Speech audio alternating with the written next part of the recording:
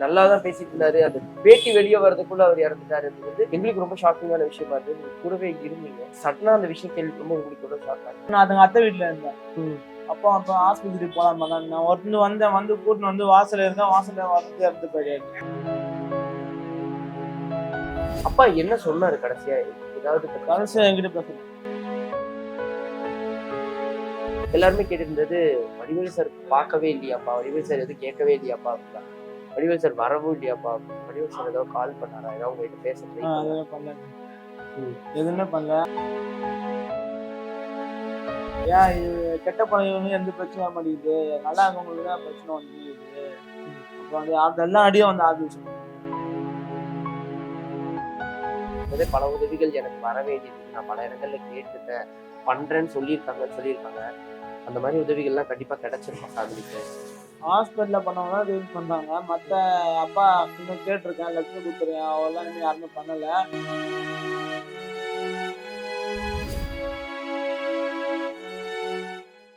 வணக்கம் தம்பி. ஒரு 2 வாரம் இருக்குமா, 2-3 வாரத்துக்கு முன்னாடி இங்க வந்து நாங்க பேட்டி எடுத்தோம்னு நினைக்கிறேன். அப்ப கூட அப்பா சொல்லிட்டே இருந்தாரு, இந்த மாதிரி புது வீடு கட்டி இந்த குழந்தைகளை எல்லாம் அவங்க கூப்பிட்டு போனோம், அதுக்காக தான் நான் ஓடிட்டு இருக்கேன், அதை கண்டிப்பா நான் பண்ணிடுவேன்னு சொன்னாரு. அது மட்டும் இல்ல, எல்லாம் நல்லா படிச்சு எல்லாம் வரணும்னு சொல்லிட்டு இருந்தாரு. சடனா இந்த மாதிரி ஒரு விஷயம் நாங்க கேள்விப்படுறோம். எங்களுக்கு ரொம்ப ஷாக்கா இருந்துச்சு. என்னடா, நல்லா தான் பேசிட்டு இருந்தாரு, அந்த பேட்டி வெளியே வர்றதுக்குள்ள அவர் இறந்துட்டாரு அப்படிங்கிறது எங்களுக்கு ரொம்ப ஷாக்கிங்கான விஷயமா இருந்தது. நீங்க கூடவே இருந்தீங்க. சடனா அந்த விஷயம் கேள்விப்படும் உங்களுக்கு எவ்வளவு ஷாக்கா இருந்துச்சு? எப்பவுமே டைவர்ஸ் பண்ற மாதிரி தான் பண்ணிட்டு வந்தாரு. காலையில அவ்வளவுதான் பேசியிருந்தாரு. ஒரு மாதிரி சோகமா மாதிரியே இருந்தாரு. எப்பயும் பேசுற மாதிரி தான் பேசியிருந்தாரு. 8 மணிக்கு மேல திடீர்னு பிபி ஏறி இறங்க ஆரம்பிச்சது. லோ ஆகுது, அப்புறம் ஹை ஆகுது, லோ ஆகுது. அப்புறம் நான் அதுங்க அத்தை வீட்டுல இருந்தேன். அப்போ ஆஸ்பத்திரி போலாம் நான் வந்து கூட்டின்னு வந்து வாசல்ல இருக்கேன். வாசல்ல வந்து இறந்து போயிடாரு. வாசல்ல மைக்கி போட்டாரு. அப்புறம் ஆம்புலன்ஸ் எல்லாம் வந்து ஃபர்ஸ்ட் எய்ட் எல்லாம் பண்ணி, அப்புறம் வந்து கை கால் ப்ரெஷரு, அப்புறம் வந்து பல்ஸ் எதுவுமே காமிக்கல. அப்புறம் கை கால் லைட்டாக அசைஞ்சிச்சு. அதை வச்சு ஆம்புலன்ஸ் ஹாஸ்பிட்டலுக்கு கொண்டு போயாச்சு. டிசிஜி எடுத்தோன்னே இல்லை பாவங்க அப்பா வரவே இல்லை. என்ன ரீசனா சொன்னாங்க? எப்பவுமே டயாலிசிஸ் பண்றது தானே, என்ன காரணமா சொன்னாங்க? திடீர்னு ஒத்துக்காம போயிடுச்சான். உடம்பு ஏத்துக்கல. ரொம்ப வருஷம் பண்ணிலும் 1 வருஷம் ஆயிடுச்சு பண்ணி. கை கால திடீர்னு ஒல்லியா ஒரு மாதிரி உடம்பு ஏத்துக்கல. அந்த ஒரு காரணம் தான். நாங்க அப்பாட்ட பேசும்போது அவர் சொல்ற விஷயம்னா, என் பையனை சினிமால ஒரு பெரிய இடத்துல கொண்டு வரணும். விஜயகாந்த் அண்ணன் வந்து இப்ப ஃபீல்டுல இருந்தாருன்னா அவரு பார்த்து கொண்டு வந்துருவாரு. இப்ப கொஞ்சம் கஷ்டம் தான், ஆனா பையனுக்கு கற்பூர புத்தி, சினிமால கண்டிப்பா ஏதாவது ஒரு பண்ணிடுவான்னு எங்ககிட்ட சொல்லிட்டு இருந்தாரு. அப்பாவோட ஆசையை நிறைவேற்றணும்னு ஆசை இருக்காது இருக்கு. எனக்கு சினிமா தான் ஆசை. சின்ன வயசுல இருந்தே அப்பா கூட போகும்போது அப்பா எங்க போனா நான் கூட போயிடுவேன். அந்த மாதிரி எனக்கு இன்னும் ஆசை இருக்கு. 2 படம் வச்சிருக்கேன். அப்பா சொல்லிதான் போனேன். 2 படம் போன மாசம் தான் அடிச்சேன். வச்சுட்டு வந்தேன். அப்புறம் அப்பா உடம்பு சின்ன போச்சு. அப்புறம் அப்பா பார்த்துக்கு ஆள் இல்லை, நானும் கூட அப்படியே இருந்தேன். அப்புறம் அப்பா சொன்னேன், டயட் பண்ண போறேன்டா, நான் தான் ஃபர்ஸ்ட் ஒன் வச்சு டயட் பண்ண போறேன், காலையில எழுதிட்டேன், இலங்கை காத மாதிரி எழுதி வச்சிருக்கேன்டா அப்படின்னாரு. திடீர்னு சொல்லாம நினைச்சு கூட பாக்கல, நல்லா இருந்தாரு. திடீர்னு அப்பா என்ன சொன்னாரு கடைசியா? ஏதாவது கடைசியா என்கிட்ட பேசல. அம்மா கிட்ட அக்கா கிட்ட என்ன பேசுறேன், என்ன சொன்ன தெரியல. என்கிட்ட நான் வந்தேன், தான் சொன்ன தவிர எதுவுமே பேசல. ஆஸ்பத்திரி போலாம் பாங்க, அவ்வளவுதான் பேசுவோம். அப்பாவை நாங்க அடிக்கடி சந்திப்போம்ல, இந்த பேட்டிக்கெல்லாம் வருவாரு, எங்கேயாவது ஆபீஸ் வரும்போது சந்திக்கும் போது எப்பவுமே நீங்க கூட வருவீங்க. அவர் சொல்லிட்டே இருப்பாரு, தம்பி இங்க வா, தம்பி இங்க போ, தம்பி அவரை போய் கூப்பிட்டு வந்துடுறியா, தம்பி அவர் வராற மாதிரி கொஞ்சம் பாத்துக்கிறியா அப்படின்னு உங்களைதான் வந்து எப்பவுமே கூப்பிட்டுட்டே இருப்பாரு. நிறைய விஷயம் சொல்லிட்டு இருப்பாரு உங்களை பத்தி. பையன் கண்டிப்பா வந்துருவான். அந்த மாதிரி நம்ம மோட்டிவேட் பண்ணிட்டே இருக்கிற பர்சன் சடனா இல்லைங்கிறது நீங்க எந்த விஷயத்த ரொம்ப மிஸ் பண்றீங்க? எப்படி சொல்லிட்டு அப்பா வந்து ரொம்ப பாசம் வச்சிருந்தாரு. அந்த சொல்ல முடியாது, அவ்வளவு பாசம். இந்த மாதிரி வாப்பா, நான் உனக்கு பெரிய நடிகன் ஆக்கி பார்க்கணும்ப்பா, உனக்கு வீடு கட்டி உனக்கு உட்கார வைக்கணும்ப்பா, ஜாலியா பேசு, செம்மையா இருக்கும். அவ்வளவு பாசமா இருப்பேன். எது கேட்டாலும் வாங்கி கொடுப்பேன். எது இல்லைன்னு சொல்ல மாட்டேன். திடீர்னு இல்லாம பண்ணுவோமா, யாரு எங்களை பார்த்துட்டா.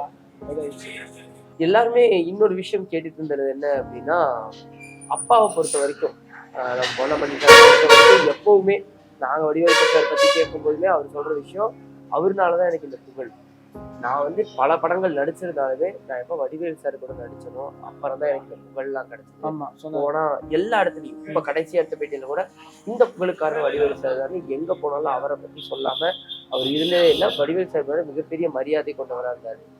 எல்லாருமே கேட்டிருந்தது, வடிவேல் சார் பார்க்கவே இல்லையாப்பா, வடிவேல் சார் எதுவும் கேட்கவே இல்லையாப்பா அப்படின்னா. வடிவேல் சார் வரவும் இல்லையாப்பா, வடிவேல் சார் ஏதோ கால் பண்ணாரா, ஏதோ உங்ககிட்ட பேச ட்ரை பண்ணல, எதுவுமே பண்ணல. அப்பப்போ சொல்லுவாரு, யார் என்ன சொன்னாலும் எத்தனை படம் நடிச்சேன், விவேக் கூட நடிச்சிட்டாங்கன்னா அப்பெல்லாம் தெரிய வரல, வடிவேல் கூட எப்போ செஞ்சனோ அந்த கூட்டில் சொன்னப்பதான் நான் வெளியே தெரிய வந்தேன், அது போதும் எனக்கு வருதுன்னு வாங்கன்னு சொல்லினே இருக்காரு. கால் பண்ணலன்னா நான் இப்போ கூட எதுவுமே பேசல, கால் பண்ணல, வரல, எதுவுமே பண்ணல, நான் சரி யாருமே பேசல. சரி, அதை விட்டுருங்க. இப்போ என்னன்னா, நாங்கள் லாஸ்ட் டைம் பேட்டி எடுக்க வரும்போது அம்மாவும் சொல்றது, எனக்குமே உடல்ல வந்து கொஞ்சம் சரியில்லை அப்படின்னு வந்து பேசியிருந்தாங்க. இப்போ அம்மாவை எப்படி நீங்க சமாதானப்படுத்துறீங்க? ஏன்னா அன்னைக்கு பார்க்கும்போது அந்த 2 பேருக்கும் அந்த பாண்டிங்கா இருக்கட்டும், நான் வாழ்றதே இவளுக்காக தான், நான் சொன்னதா இருக்கட்டும், இனிமே எனக்கு ஞாபகம் இருக்கு. அவங்களை எப்படி சமாதானப்படுத்துறது? அம்மா என்ன சம்மந்தம் ஆகல, அதுதான் இருப்பாங்க, கூட நடிச்சு அதுதான் இருப்பாங்க. அத்தை கூட கொஞ்சம் ஹெல்த்தியா கொஞ்சம் ஆறுதலா இருக்கு எனக்கு. அன்னைக்கு அதே மாதிரி சிஸ்டரும் அதே தான் பண்ணாங்க. நான் அப்பாவை வந்து ராஜா மாதிரி பார்த்துக்கணும், நான் கூட கூட போவேன், அவங்க நல்லபடியா பார்த்துக்கணும்னு. சிஸ்டர் எப்படி சமாதானப்படுத்துறீங்க? என்ன சொல்லிட்டு அக்கா வந்து ஃபர்ஸ்ட் அதுதான் அப்பா, அக்கா புரிஞ்சு நான் படிக்க போறேன், நான் பாத்துக்கிறேன் அப்படின்னு. இப்போ அக்கா காலேஜ் எக்ஸாம் எழுதிருக்கா, எக்ஸாம்னால நான் படிக்க போறேன், நான் பாத்துக்கிறேன் அப்படின்னு. அப்ப வந்து எங்க அத்தை சொல்லிருக்காங்க, இப்போதையும் இருங்க, நான் போகும்போது இலங்கை கூட்டு போயிருந்தேன் அப்படின்ட்டு இருக்காங்க. எல்லாரும் இலங்கைக்கு போற மாதிரி தான் சொல்லுக்காரு அத்தை, அப்பாவோட அக்கா சொல்லியிருக்காங்க அந்த மாதிரி. ஆனா சிஸ்டர் அன்னைக்கே சொல்லும் போதே சொல்றாங்க, நான் படிச்சு கண்டிப்பா என் குடும்பத்துக்கு ஏதாவது செய்வேன். அதுல இறங்கிட்டாங்க முழுசா, அதுல முழுமூச்சா இறங்கிட்டாங்க. அப்புறம் சிங்கமுத்து அன்னைக்கு வந்திருந்தாரு. அவர் சொல்லும் போது, ஓண்டாமணி ரொம்ப நல்ல பையன்பா, அவங்களுக்கு அந்த மாதிரி எந்த ஒரு பழக்கமே கிடையாது, சடனா இப்படி ஆயிடுச்சு அப்படின்னு வருத்தப்பட்டாரு. பல நடிகர்கள் வந்தவங்க சொல்லும் போதுமே, ஓண்டாமணி அண்ணனும் இல்லையா, இப்போ விவேக் அண்ணா போயிட்டாரு, மயில்சாமி அண்ணன் போயிட்டாரு, ஓண்டாமணி அண்ணனும் இல்லைங்கிறது ரொம்ப சங்கடமா இருக்கு அப்படின்னு சொல்லிட்டு பல பேருமே பேசியிருந்தாங்க. நாங்க கேட்ட பலருமே வந்து ரொம்ப வருத்தப்பட்டு பேசினாங்க. அவங்க உங்ககிட்ட ஏதாவது சொன்னாங்களா அவரை பத்தி?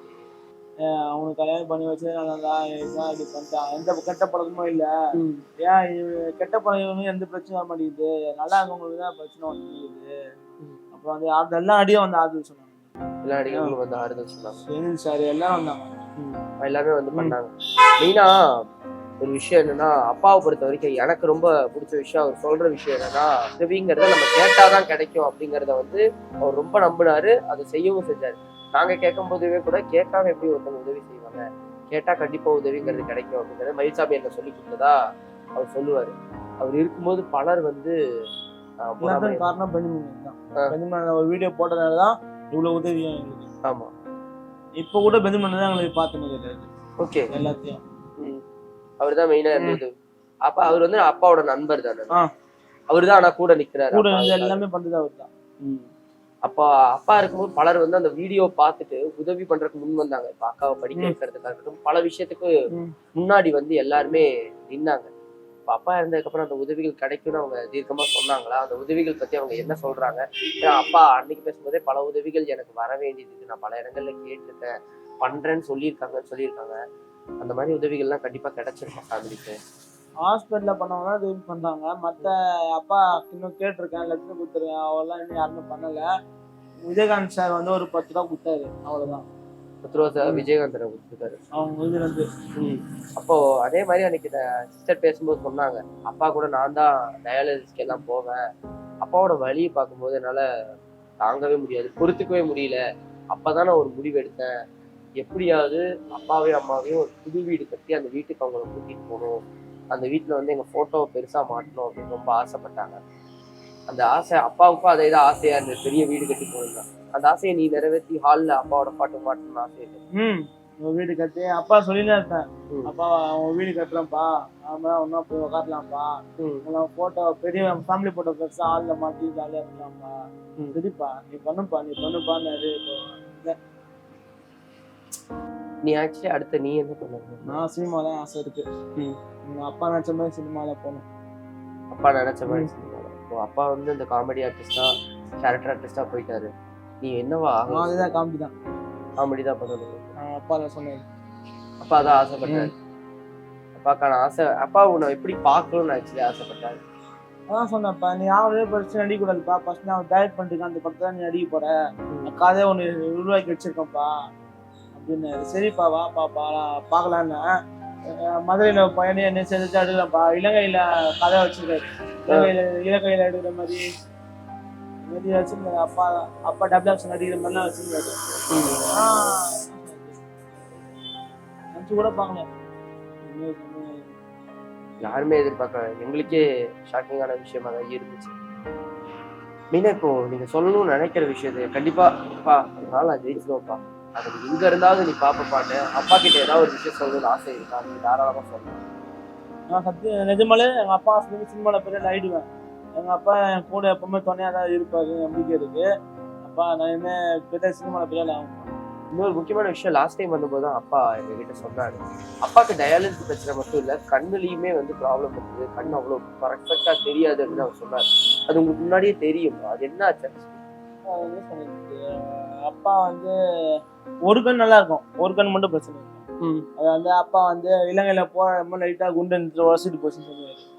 அது மாதிரி இருந்துச்சு. அப்போ ஹாஸ்பிட்டலுக்கு கொண்டு போய் எல்லாம் பண்ணி பார்த்து இன்ஜெக்ஷன் பண்ணோம், போடலாம் ரெடி ஆகும்போது தான் கிட்னி போயிடுச்சு. அப்புறம் கிட்னி வேலை பார்த்துட்டு அப்புறம் கண்ணுக்கு பார்க்கலாம் அப்படின்னு சொல்லியிருந்தாரு. தெரியுது இந்த இது வந்து ஒரு பேட்டியா நினைச்சு நான் வந்து இதுக்குள்ள உங்ககிட்ட பேசணும்னு தான் நினைச்சேன். வந்து பேசுற விஷயம் அன்னைக்கே நீங்க சொன்னது என்னன்னா, இனிமேல் இந்த இடத்த யாரு பார்த்துக்குவான்னு ஆரம்பிக்கும் போது நீங்க அதான் சொன்னீங்க. ஆனா ஒரு விஷயம்தான், அப்பா உங்களை தான் தீர்க்கமா நம்பினாரு. எதுவா இருந்தாலும் என் பையன் பார்த்துக்குவான்னு நம்பினாரு. எல்லாருமே அதே தான் நம்புறாங்க. கண்டிப்பா இனிமேல் நீங்க தான் முன்னாடி நின்று எல்லா விஷயத்தையும் பண்ணணும், நீங்க பண்ணுவீங்கன்னு அவரும் நம்புறாரு, நாங்களும் நம்புவோம். இந்த நேரத்துலயும் எங்களுக்கு ஒரு டைம் கொடுத்ததுக்கு ரொம்ப நன்றி.